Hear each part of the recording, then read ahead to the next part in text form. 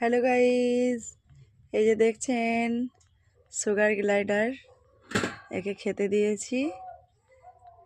আমি স্যারেলাক্স করলাম, স্যারেলাক্স গুলিয়ে এখন খাওয়াচ্ছি, খাচ্ছে। এই যে দেখছেন,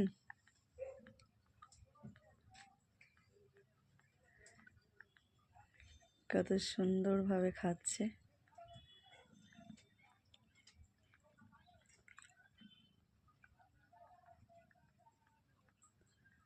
কুকু,